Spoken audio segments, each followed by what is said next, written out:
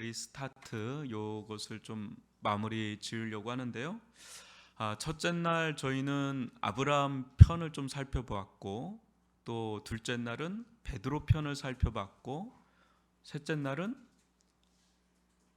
모세 편을 살펴봤고, 넷째 날은 엘리야 편을 살펴봤고, 오늘은 떡국을 먹었고. 그래서 이 시간은 좀 다윗 편을 좀 살펴보려고 합니다. 우리 찬양으로 소개한 지저스웨이 워십팀을 위해서 우리 박수로 함께 했으면 좋겠고요.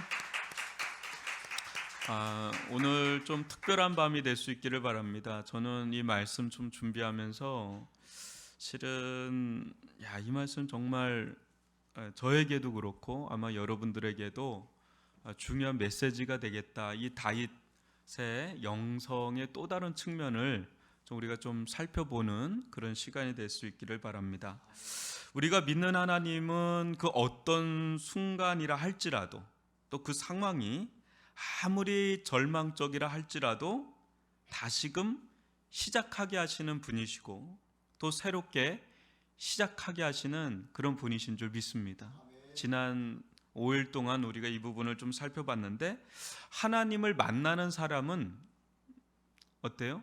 달라집니다. 하나님을 만난 사람은 달라집니다. 예수를 만난 자들은 한결같이 변화되었습니다.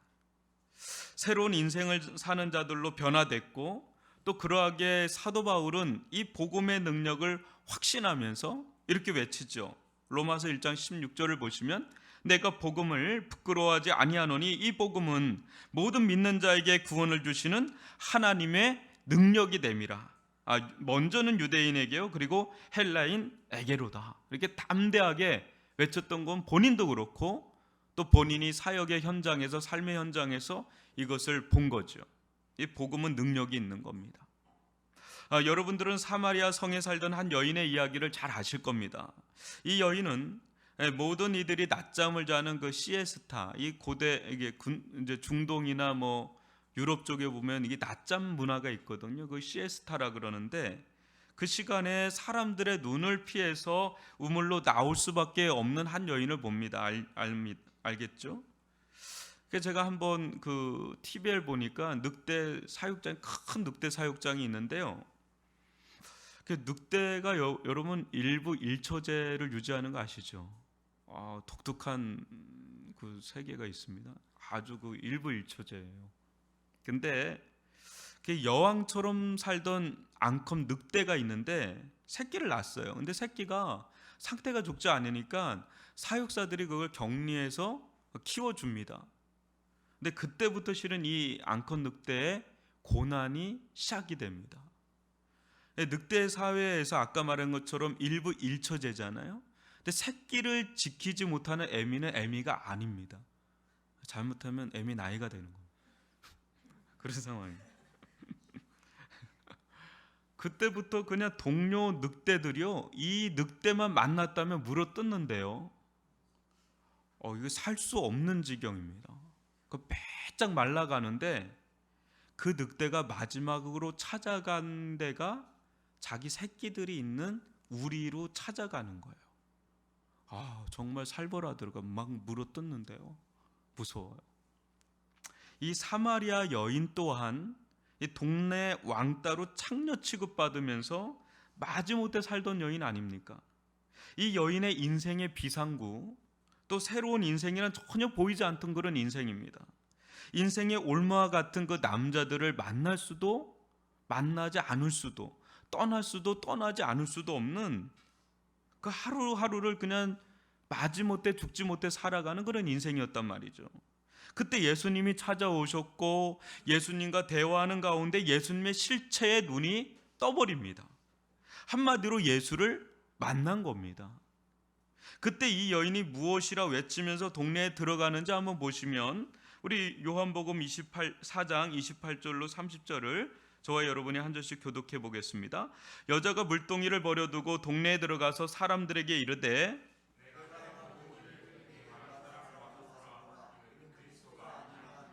그들이 동네에 나와 예수께로 오더라.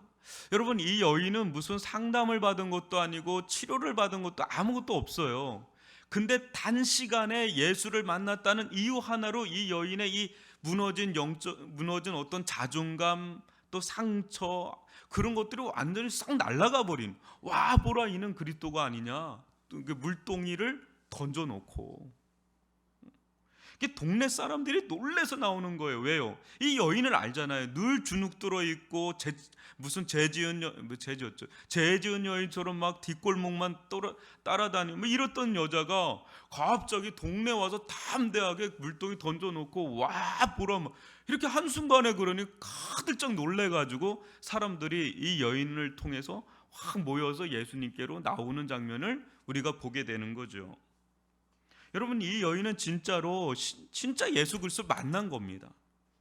예수를 정말 진실하게 만나면 변화하지 않는 게 더 기적일 정도로 변화되죠. 변화됩니다. 반드시 새롭게 변화되는 일이 일어납니다. 사람을 만나도 변화되잖아요. 어떤 사람을 결정적으로 만나면 변화되는데, 여러분 하나님을 만난다면 변화되지 않을 수가 없는 겁니다. 진짜 만난다면. 여러분, 요한복음 1장 12, 13절을 보시면, 영접하는 자 곧 그 이름을 믿는 자들에게는 하나님의 자녀가 된 뭘 준다고요? 권세를 주셨어요. 이는 혈통으로나 육종으로나 사람의 뜻으로 나지 아니하고 오직 하나님께로부터 난 자들이니라. 하나님께로부터 난 자들의 그 권세 있단 말이죠. 그게 여러분들은 또 삭개오를 잘 아실 겁니다. 이 삭개오를 사로잡고 있던 이 물질에 대한 이 과도한 욕망, 사도 바울은 이게 있었죠. 삭개오는 이게 있었죠.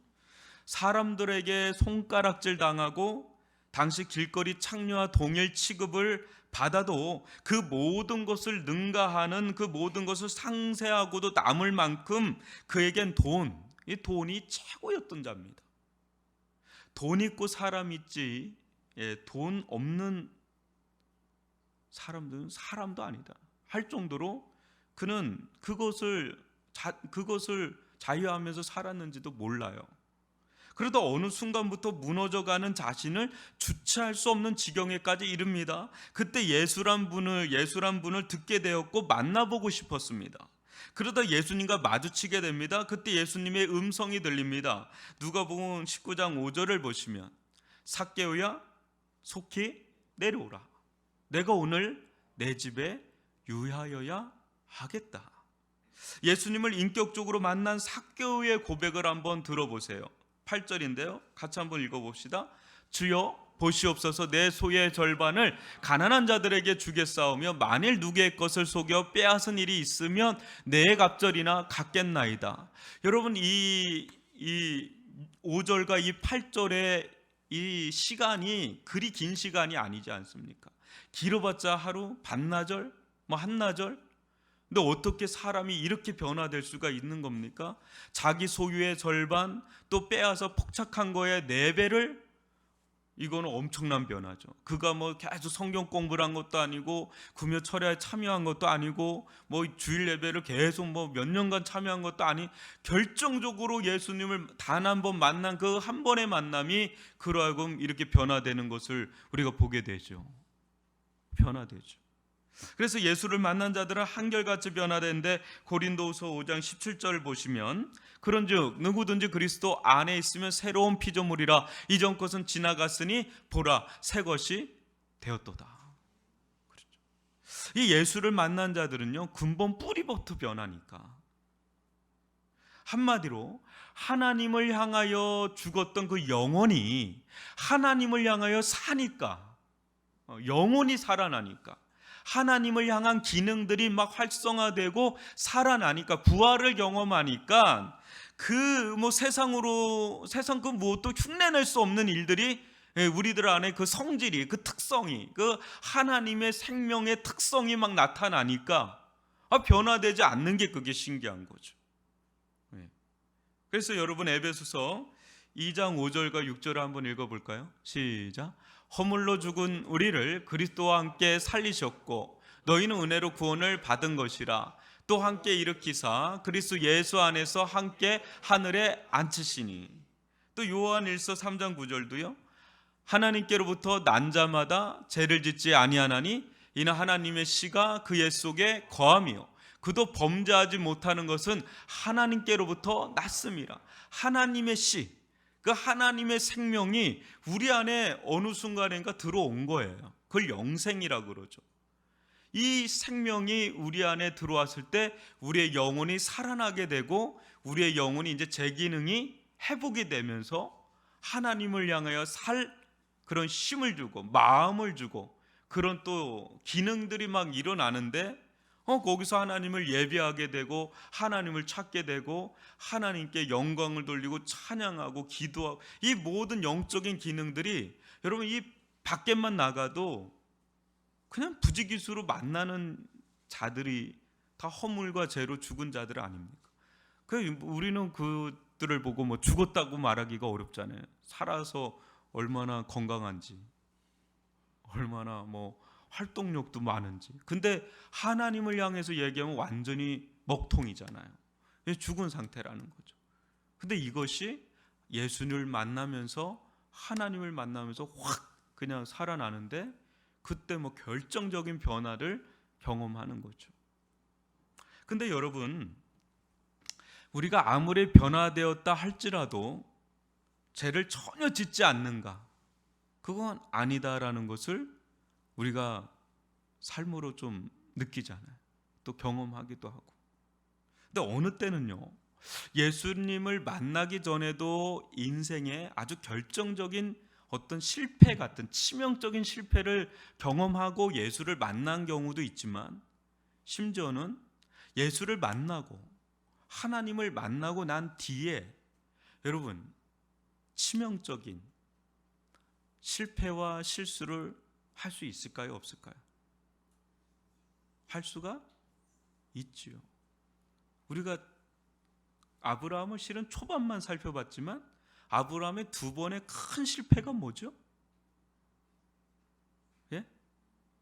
자기 아내를 자기 누이라고 속이는 그 아내의 심정을 여러분 헤아려 봤습니까? 자기 살려고 자기 사라를 자기 누이라고 속여서 그 누이가 어떻게 됩니까? 남의 외간 남자의 여자가 될 뻔한 게 두 번이나 일어나요.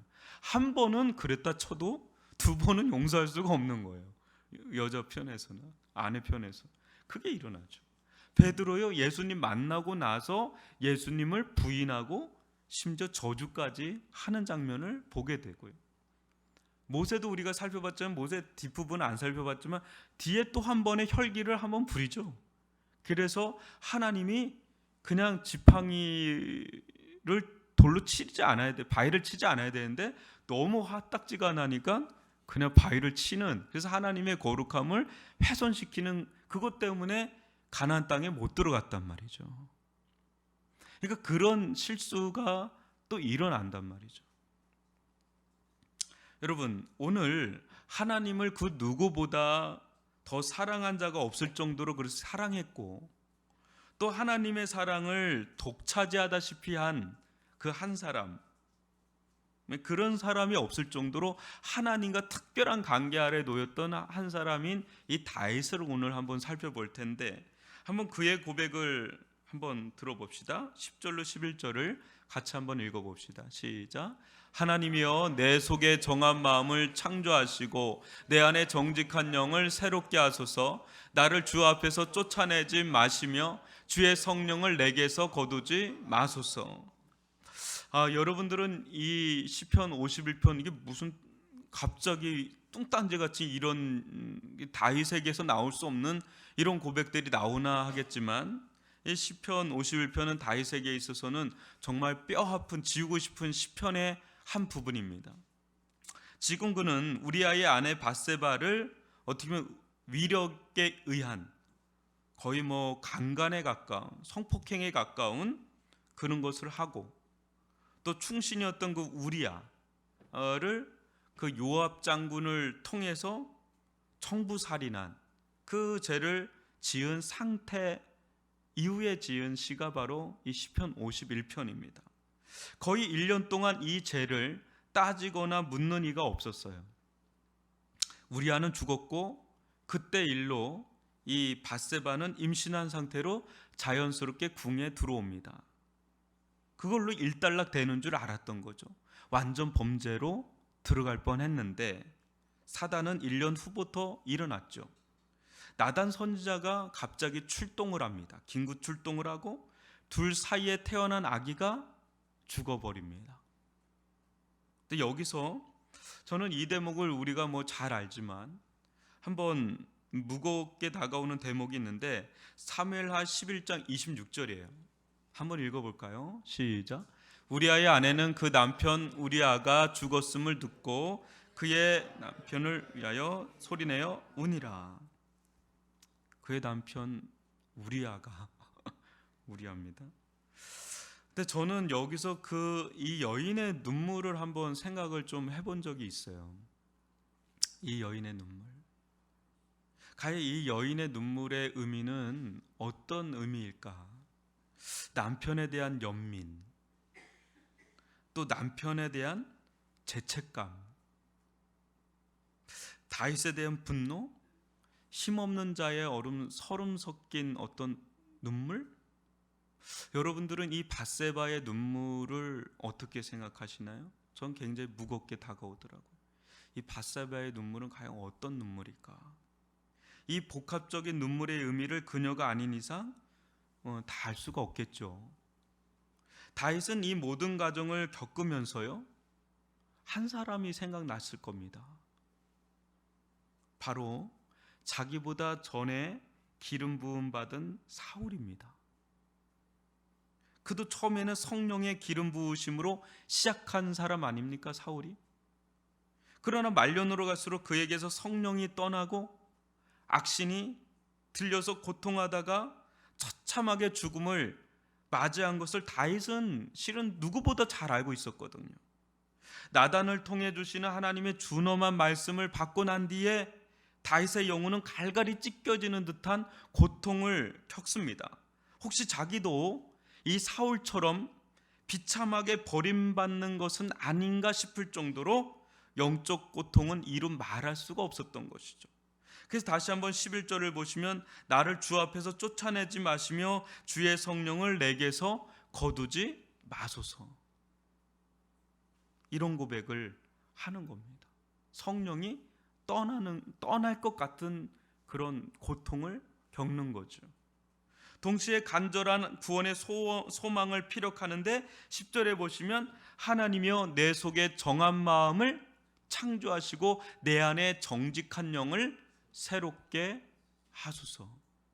잠시 이 말씀을 자막에 띄워주시고요. 그는 알았습니다. 그게 어느덧 하나님의 마음에 합한 다윗이 아닌 것을 알았던 거예요. 자기가 그전에는 하나님의 마음에 합한 마음을 가졌다는 걸 본인 스스로가 알았거든요. 근데 지금은 아니다라는 거예요. 마치 고기 덩어리처럼 그저 한낱 육신 덩어리처럼 되어버린 자신을 직면한 것이지요. 자기 안에 정결한 마음이 일도 없음을, 무에서 유를 창조하듯 창조의 역사가 아니고서는 이런 정결한 마음이 생겨날 수 없음을 고백하지 않을 수가 없는 거예요. 내 안에 아무것도 없구나, 정한 마음, 정결한 마음이 아무것도 없구나, 이것을 그는 직면하게 되는 상황이 지금 이 상황이다라는 것이죠. 또 자기 안에 죄를 짓기 전후 그 모든 과정 속에 온갖 위선과 가증, 외식과 형식 속에 이 궁전의 영성, 왕궁의 영성, 이 세 속의 영성으로 가득 차 있어서 새롭게 되지 않는다면 더 이상 정직한 영을 자기가 소유할 수 없구나라는 것을 그는, 가망이 없구나 나는, 소망이 없구나 나는, 그것을 뼈저리게 깨닫고 인정하고 그것을 강구할 수밖에 없는 그런 상황에 이 다윗이 놓여 있는 것입니다. 그는요, 여러분, 다윗은 사울과는 다른 성령을 받은 자입니다. 사울에게 임한 성령은 사역적인 성령이에요. 그러니까 어떤 일을 위한 성령이란 말이죠. 근데 다윗이 받은 성령은 그런 성령이 아니라 우리 믿는 자들이 받은 내주하시는, 영원토록 내주하시는 구원의 성령이에요. 이게 다윗이 좀 달라요. 사울하고. 목사님, 어떻게 사울에게는 이런 일이 일어나고 다윗에게는 어떻게 이런 일이 일어납니까? 이렇게 생각할지 모르지만 다윗에게 임한 영은 구원의 영이에요. 그래, 내주하시는 영이고 떠나지 않는 영이고 그 안에 영원토록 머무는 그런, 우리 신자가 받은 영과 동일한 영을 받은 그런 자란 말이죠. 그럼에도 불구하고요, 죄를 지었을 때 마치 성령이 완전히 떠나는 건 아닌가 같은 그런 영적인 충격과 고통을 겪는 겁니다. 여러분, 로마서 8장 13절을 같이 읽어볼까요? 시작. 너희가 육신대로 살면 반드시 죽을 것이로되 영으로서 몸의 행실을 죽이면 살리니. 여러분, 여기서 너희는 그리스도인이죠, 그죠? 로마 성도들이죠. 근데 너희가 그리스도인이라 할지라도 육신대로 살면 어떻게 된대요? 반드시 죽을 것이로되. 근데 여기서 죽는다는 것은 구원이 박탈된다는, 성령이 완전히 소멸된다는, 성령이 완전히 떠난다는 그런 의미일까요? 아니면 어떤 의미일까요?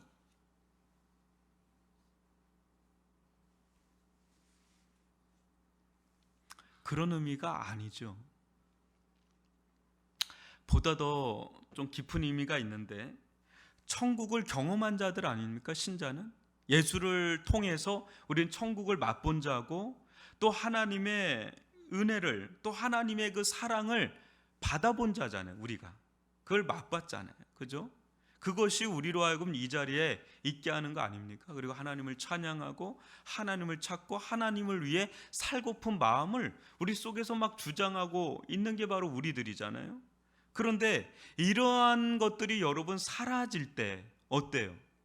그때 그 고통은 불신자들이 겪는 고통과는 비할 바가 아니에요. 비할 바가 아니다. 거의 사는 게 아닌 지옥의 방불한 고통을 신자는 이 땅 가운데서 겪는다는 거예요. 무슨 말이냐면, 죄의 낙은 일시적인데 그로 인해서 겪어야 할 영적인 방황, 죄책감, 정죄감, 하나님의 은혜와 사랑이 사라짐, 또 하나님의 영이 떠난 것 같고 그분에게서 버림받은 것 같은 그런 어떤 느낌들, 그것들은 꽤나 오래 간다는 거예요. 꽤나 오래 가면서 그 기간 동안 실상은 살아있으나 실상은 죽은 것 같은 그런 아주 핍절한 영혼을 가지고 살아갈 때가 왕왕 있다라는 거예요. 그것을 우리는 보통 영적인 침체라고 그러죠. 영적인 침체, 영적인 낙심, 이런 여러 단어들을 막 씁니다. 이 시기에는요, 이런 시기를 걷는 이 그리스도인들은 하나님의 살아계심을 생경하게, 생생하게, 또 하나님의 은혜와 하나님의 사랑의 얼굴빛을 막 생생하게 경험하는 게 아니라 하나님의 어떤 부재, 하나님의 심판의 얼굴을 경험하는 아주 고통스러운 그런 경험을 하면서 영혼의 쇠락의 길을 걸어간다는 거죠. 그래서 이전에는 이 강단에서 또 하나님을 찬양하고 막 그때 즐거운 때가 있었잖아요. 영적인 즐거움, 또 구원의 즐거움과 회복으로 인해서 막 그 흥겨웠던, 막 성령 충만했던, 은혜 충만했던 그런 것들이 마치 먼 과거가 된 것 같고, 그런 나날이 다시금 내 인생 가운데 돌아올까라는 의구심이 들면서 내가 느끼는 현재적 감정은 하나님이 아니 계신 것 같고, 하나님이 나를 벌 주시진 않는가, 심판하시진 않을까, 이런 것들, 하나님의 또 다른 얼굴을 경험하면서 아주 핍절하고 아주 고통스러운 나날들을 오랜 동안, 꽤나 오랜 시간을 걸을 때가 있다는 거예요. 지금 다윗이 그런 시기를 걷고 있는 겁니다. 이 기간은요, 어쩌면 너무나 고통스러워서 더 영적인 부패로 나아가요. 왜? 내 안에 아무 영적인 그런 힘이 없어요. 그러니까 완전히 더 세상으로 그냥 치닫는데, 이게 내가 원해서 치닫는 것도 있지만 그냥 미끄러져 나가는 거예요. 내가 원치 않아도 그거를 이쪽으로 이렇게 막 하나님께 나갈 힘 자체가 없으니까 그냥 놓아버리는 거, 그냥 쭉 미끄러져 나가는, 이게 미끄러짐이라고 하는 거거든요. 영적 미끄러짐. 근데요, 다윗이 지금 실은 밧세바 사건 이전부터 저는 무너져 있다고 보거든요, 왕궁에서. 근데 밧세바는 아주 결정적이었습니다, 우리아 사건. 그러면서 아주 곤도박질 치듯이 쭉 나가는데, 여기에 하나님께서 택하신, 하나님께서 구원하신 백성은 이 속에 오묘한 하나님의 섭리의 손길이 있다라는 거예요. 이게 오늘의 주제입니다. 다시 시작하라는. 한번 여러분 보세요. 이 기간이 어떤 기간으로 다윗으로 하여금 이끌어가는지를 한번 12, 13절을 한번 읽어봅시다. 시작. 주의 구원의 즐거움을 내게 회복시켜 주시고 자원하는 심령을 주사 나를 붙드소서. 그리하면 내가 범죄자에게 주의 도를 가르치리니 죄인들이 주께 돌아오리이다. 이와 같은 이 시기는 하나님의 부재와 심판을 경험하는 기간이기도 하면서 그 영혼을 막 으깨는 거예요. 막 깨뜨리는 거예요. 그러면서 그 마음이 너무 가난해지고 심령이 정말 그냥 짓이겨지는 거죠. 그러면서 마음의 간절한 소원이 한편에서 막 일어나는 거예요. 어느 순간부터 주의 구원의 즐거움을 내게 회복시켜 달라는 마음이 다시금 일어나기 시작하는 거예요. 마치 삼손에게 머리털이 다시금 나는 것처럼 어느 순간부터 주의 구원의 즐거움을 내게 회복시켜 달라는 간절한 마음이, 그러면서 뭐가 회복이 되냐면 광야 영성이 회복되는 시기이기도 하는 것입니다. 이 시기가. 또 억지로 종교적 행사를 하면서 거짓 가면을 쓴 율법주의적인 영성이 있죠. 여러분, 아까 제가 궁전의 영성, 왕궁의 영성, 세속의 영성은 정확하게 율법주의적 영성하고 짝을 같이 합니다. 왜냐하면 자기 안에 이런 영성인데 이걸 포커페이스로 해서 이거 가려야 되거든요. 여전히 예배를 드립니다. 오늘 시편 51편에 보면 하나님께서 원하시는 제사가 천천만만의 수양이라면 내가 그것을 드렸을 것인데, 그는 이 시기를 통해서 아주 깊은 깨달음으로 하나님이 그걸 원하시는 게 아니라 상하고 통회하는 심령을 원하신다는 것을 이 기간을 통해서 복음의 정수를 깨닫게 되는 거예요. 그러면서 진실한 아주 정직한 영혼을, 정직한 영성으로의 회복이 일어나는데 자기 민낯이 다 드러나는 거예요. 그냥 인정하는 겁니다. 나는 이런 자라고. 가면을 가릴 필요가 없어요. 왜? 너무 고통스러우니까 그 가리고 자시고 할 것도 없어요.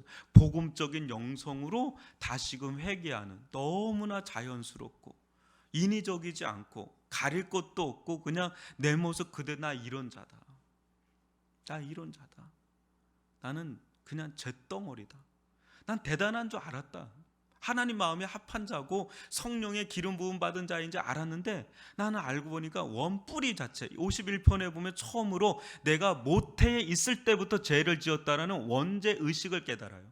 여러분, 다윗에게 이 밧세바 사건은 또 한편에서는 복음의 깊은 진수를 깨닫는 계기가 되는 거죠. 하나님의 오묘한 섭리의 손길이 이 속에 있었던 거죠. 여러분, 다윗은 하나님을 만나기 전이 아니라 하나님을 깊이 따른 후의 실패를 경험합니다. 그 실패는 하나님 만나기 전에도 경험하지 않았던 실패였어요. 근데 하나님을 만나고 그렇게 끝자락까지 올라갈, 절정에 올라갔던 사람이 너무나 할 수 없는, 아마 여러분들은 그렇게 못할 거죠. 누구를 죽인다거나 누구를 성폭행하고 이런 거는 못할 정도. 다윗은 그랬단 말이죠. 그러니 이 낙차가 얼마나 그에게는 커다란 충격이 됐겠습니까? 그러면서 자신의 본 모습을 적나라하게 깨닫게 되면서 하나님의 은혜에 대해서, 하나님의 절대적 사랑에 대해서 다시 한번 눈을 뜨는 그런 계기가 된 게 바로 이 사건이 되면서 그는 고백을 하는 거죠. 주의 즐거움을 내게 회복시켜 달라고. 이제 자원하는 심령으로, 억지로 막 그냥 생색내듯이 율법주의죠, 그게 아니라 진짜 자원하는 그런 마음이 있잖아요. 이게 진짜 아닙니까? 구원의 즐거움이 내 안에 있다면요, 자원하는 영성이 내 안에 막 솟구쳐고 있다면 그 사람은 복음적 영성으로 제대로 가고 있는 거 맞죠. 그것을 지금 다윗은 고백을 하는 거예요. 제일 무서운 게 뭔지 아세요? 오히려 다윗처럼 와장창 깨져가지고 이렇게 돌아오는 게 오히려 나을 수 있을 정도로 교회 안에서 그냥 첫째 아들처럼 지내는 게 제일 무서운 거예요. 차라리 그냥 화끈하게 그냥 둘째 아들이 낫죠. 둘째 아들이 나은 거예요. 이게 애매한 사람이 첫째 아들이에요. 그 첫째 아들은 가장 소망 없는 자들이에요. 율법주의적인 영성. 자기가 어떤 자인지가 너무 견고하게 이게 막이 쳐져 있는 건데, 그런 게 진짜 무서운 거예요. 왜? 자기 실체를 속기가 너무 쉬운 거니까. 그러니까 이 다윗은 이를 통해서 깊이 자기를 들여다본 거죠. 영혼의 때, 기름, 이런 것들이, 거짓 가면들 이런 것들이 다 벗겨지면서 새롭게 갱신되고 새신되는 그런 일련의 과정을 겪은 게 바로 이 밧세바 사건이었다라는 것입니다. 여러분, 사도행전 3장 19절을 한번 읽어볼까요? 시작. 그러므로 너희가 회개하고 돌이켜 너희 죄 없이함을 받으라. 이같이 하면 새롭게 되는 날이 주 앞으로부터 이를 것이요. 아멘. 회개를 통한 회복의 여정을 걷는 자들에게 이 새로운 나날들이 주님으로부터, 하나님으로부터 주어지게 되는 줄 믿습니다. 그러면서 뭐도 회복이 돼요? 이제 사명이 회복이 되니까 이제 다윗은 어때요? 그 다윗은 더 깊은 영적 교사가 되는 겁니다. 어떤 거예요? 자기와 같은 자들에 대해서 그 하나님을 만나고 예수 그리스도를 만나고 난 다음에 미끄러진 자들이 있잖아요. 그런 자들을 어떻게 주님께로 돌이켜서 어떻게 회복시켜야 될지를 또 아는 또 다른 깊은 이 진리의 세계를 경험하면서 그는 다시금 사명의 자리로 나아갈 수 있게 해달라고 주님 앞에 또 간구하는 장면을 우리 그 다음 구절에서 보게 되죠. 여러분, 우리 주변에도요, 얼마나 많은 사람들이 방황하는지 몰라요. 교회 안에서 예배는 드립니다. 또 때로는 봉사도 합니다. 열심을 내기도 하는데 그 속을 누가 알겠어요? 그 속에서 얼마나 방황을 하고 낙심을 하고 낭망을 하고, 나는 그렇게 마음 가운데 하나님을 찾고자 하는 마음은 있는데 이게 좀처럼 회복이 안 되는 경험을 할 때가 있고, 하나님의 어떤 부재를 경험하기도 하고, 어떤 심각한 죄를 진 것도 아닌데 뭔가 하나님께서 나를 심판하시는 건 아닌가, 사랑하지 않는 것을 경험하니까 어떤 하나님으로부터 차가운 느낌을 받으니까 이것이 좀처럼 회복되지 않은 채 오랜 세월을 어떻게 보면 영적인 방황을 하는 자들이 교회 안에도, 또 교회 안이 아니더라도 교회는 다녔다가 그 쉬고 있는 자들이 또 있지 않습니까? 주변에. 그걸 안 나가. 가난한 성도, 이런 성도들도 있지 않습니까? 우리가 그런 자들을 어떻게 섬겨야 될지, 어떻게 가르치고 어떻게 인도해야 될지를 이제는 좀 섬세하게 자기가 그런 경험들을 했으니까 그 자들을 일으켜 세우고 이끌어가는 데 있어서 또 쓰임을 받는 그런 영적인 깊은 교사가 되는 그런 계기가 된다는 거죠. 그 다윗은 그런 또 다른, 그래서 다윗의 이런 시편의 이 51편, 다윗의 이런 이야기들은 늘 설교 가운데 좋은 레파토리처럼 자주 하는 이유가 이런 자들을 주님 안으로 회복시키는데 너무나 좋은 본이 되는 이제 그런 자가 되기 때문에 우리가 이제 설교 가운데나 말씀 가운데 이런 말씀을 주는 거죠. 여러분, 어때요?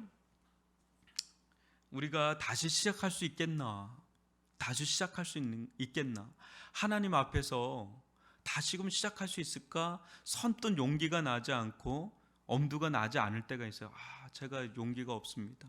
다시 좀 시작을 하려고 하다가도 뭔가 주저하게 되고 또 주저앉게 되고, 이게 되겠나? 이게 또 되겠나? 예전에 좀 애써봤는데 그거 좀 애써봤는데 효력이 없더라. 그래 또 이제 뒤로 좀 물러나서 어느 순간부터 신앙이라는 건 이런 거 아니겠어 하면서 내내 그냥 그렇게 핏절하게 살아가는 거. 근데 실은 그게 아니지 않습니까? 신앙이라는 건 충만함이 있거든요. 충만함이 있어요. 우리는 그걸 이제 기대하고 소망하게 되는 거죠. 그래서 여러분, 이사야서 57장 14절로 19절을 보시면 회복의 노래를 부르게 되는데, 여러분, 저와 여러분이 한 절씩 교독해 보겠습니다. 그가 말하기를 도두고 도두어 길을 수축하여 내 백성의 길에서 거치는 것을 제하여 버리라 하리라.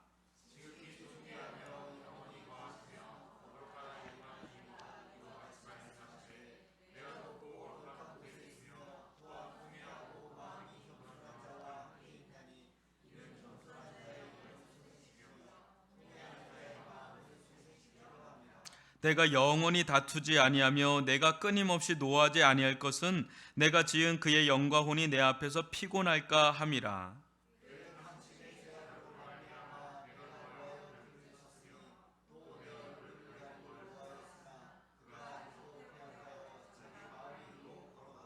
내가 그의 길을 보았은즉 그를 고쳐줄 것이라. 그를 인도하며 그와 그를 슬퍼하는 자들에게 위로를 다시 얻게 하리라.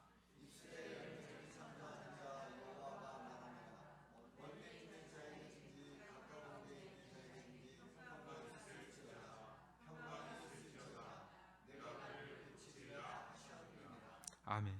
이것이 하나님의 마음인 줄 믿습니다. 하나님께서 우리를 향한, 우리는 하나님께서 그렇게 작업을 하는데도 또 우리의 마음의 길을 가고 또 갈지라도, 그래서 우리는 어느 순간에 자포자기하고 그냥 내려놓게 되는데, 하나님은 우리를 절대로 포기하지 않으신다는 거예요. 하나님이 포기하지 않으면 아직 끝난 것이 아니다라는 거예요. 어느 때는 이게 끝났다, 이제 더 이상 나는 소망이 없다, 아무리 외치고 아무리 기도하고 아무리 주님을 위해 아둥바둥 살아봤는데 그게 안 되더라. 근데 그래서 우리가 제풀에 꺾이는 지점이 와요. 그것도 뭐 하루 이틀이지 오래 지속되면. 근데 우리가 믿는 하나님은 그래도 우리를 향한 소망의 끈을 놓지 않는 소망의 하나님인 줄 믿습니다. 반드시 때가 되면 고치시는 그런 분이신 줄 믿습니다. 회복시키시는 그런 분이신 줄 믿습니다. 그래서 우리는 용기를 가져야 돼요. 하나님을 향해서 좀 용기를 가지고 다시금 주님 앞에 나아가고, 다시금 주님 앞에 나아갈 때 주님께서는 우리들 가운데 새로운 인생의 길과 신앙의 여정을 여시는 줄 믿습니다. 주님 안에 참된 소망이 있고, 우리가 비빌 언덕은 오직 주님 품밖에 없지 않습니까? 그 주님의 너른 품에, 가슴에 우리가 안겨서 그분에게 안착하고 그분의 그 소망의 포구 안으로 들어가려고 할 때, 그때 소망의 빛이 우리 영혼 가운데 비치고 우리 인생 가운데 비치면서 우리로 하여금 다시금 시작하게 하시는 그런 하나님, 그 하나님께로 달려나가는 저와 여러분이 될 수 있기를 바랍니다. 여러분, 다윗은 그 누구보다도 하나님의 사랑을 받은 자고, 또 그 누구보다도 하나님을 진실하게 사랑한 단 한 사람을 꼽자면, 성경에 단 한 사람의 인물을 본다면 다윗이에요. 시편 119편을 여러분 한번 보세요. 한 인간이 어떻게 이런 고백을 할 수 있는지에 대한 고백을 한 자가 다윗입니다. 그 말씀의 장을 쭉 보면 우리가 그렇게 다윗을 밧세바 사건 하나로 볼 사람이 절대로 아닌 사람입니다. 가장 최고봉에, 영적 최고봉에 오른 사람이 다윗인데, 다윗이 이렇게 곤두박질 쳤습니다. 그러나 이런 다윗도 회복시킨 하나님이시라면 우리는, 저와 여러분은 어떻게 다루시겠습니까? 회복으로 온전하게 다시금 시작하는 소망의 길로 이끌어 주실 줄 믿습니다. 이 하나님을 의심하지 않기를 바랍니다. 이 하나님을 내려놓지 않기를 바랍니다. 이 하나님을 끝까지 의지하면서 나갈 때 하나님께서는 어느 순간인가 우리에게 영적인 인공호흡기를 달고 소생케 하시는 그런 하나님으로 우리들 가운데 찾아오시고 방문하시고 어루만지시고 임재하시고 임하실 줄 믿습니다. 이 말씀을 의지해서 주님 앞에 나아가기를 원합니다.